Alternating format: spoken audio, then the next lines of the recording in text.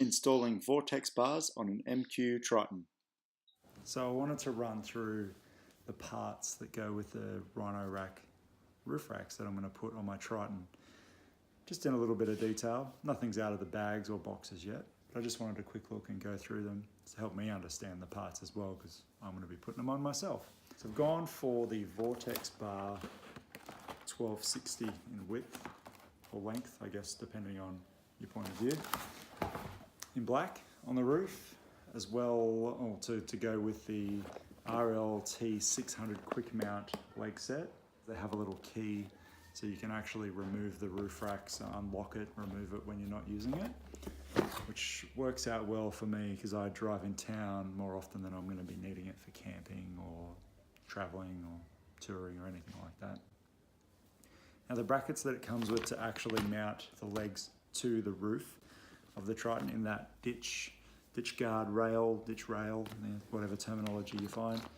These are the quick mount fit kit legs, so you get a set for the front and the rear. So there's two in each bag, two for the front, two for the back. And they are set up to be in certain place, so you need to follow the instructions for that. You can't just stick them anywhere. I read the instructions a lot on their website. Also comes with the quick mount base wedge kit.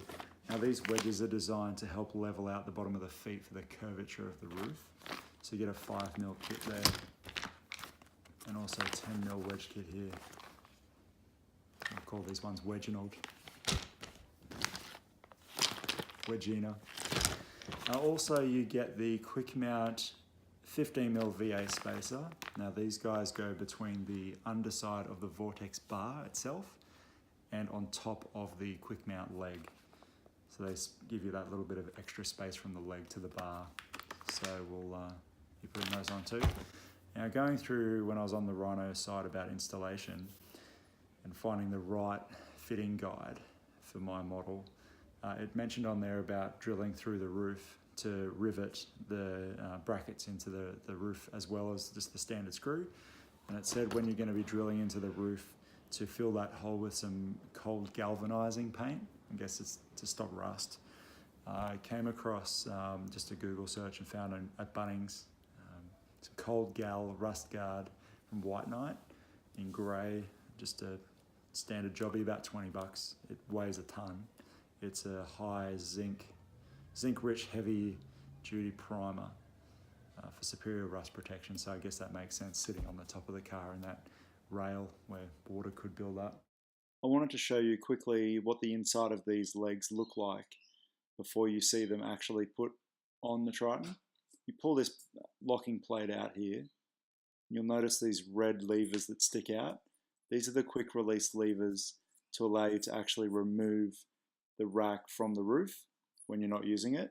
And they pull in or push in, as you'll see here, and then it slides straight out. You'll see that a little later on the roof. Hopefully it all goes well in the installation and all that. I'm going to get some footage of that. Cheers, guys. Here's the roof of the Triton. We're going to get in and pull this ditch guard out here. There's a clip right at the front there which makes a bit of a clicking sound, obviously, as you pull it out.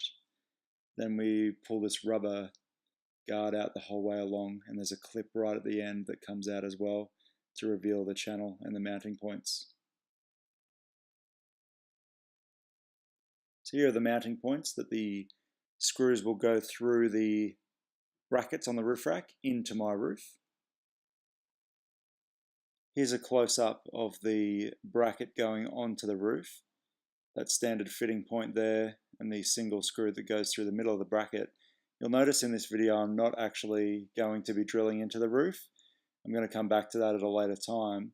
I've just tested everything out here and put it all on just to make sure it all sits correctly before I commit it with rivets into the roof.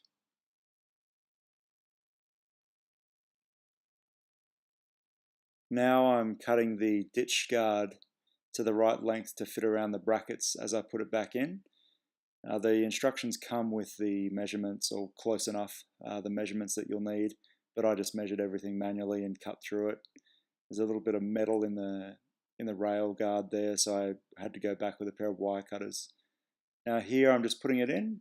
It's a piece that I've measured down that I needed and pop straight back in the same way you would if it was a whole piece.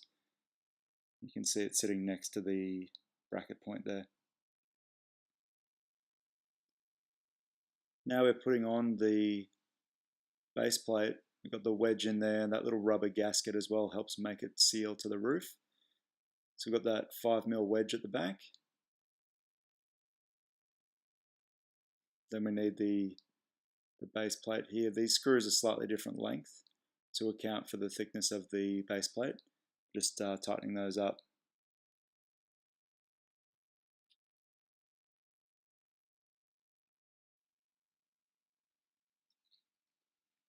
Now I've gone to the front. Same story, this wedge here is the 10mm wedge. Again, there's a longer screw to account for the thickness of the wedge at one end. Just lining all these up, putting them in.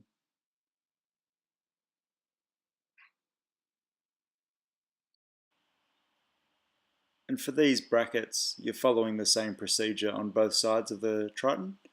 So there's no difference in what I've done from this side to the right-hand side of the car.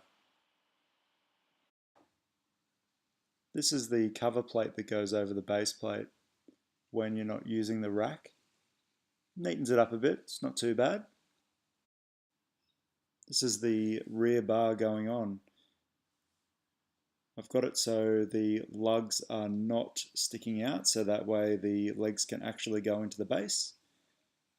I've had to walk around the car a couple of times here and get the measurements right. I think the look on my face says everything.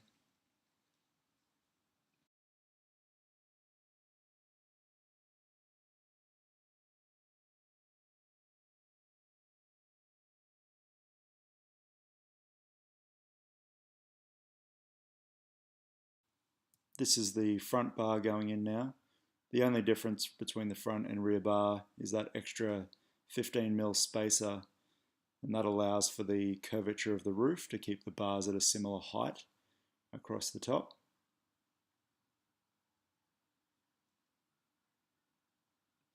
Here I'm also checking the overhang on each side. It does come with a couple of rubber strips that have centimetre increments marked out on them. It'd be easier with two people though, but I was by myself here. Now time for a quick walk around. See the red levers are the locking mechanisms to release the bars. Let's put the lockable caps in.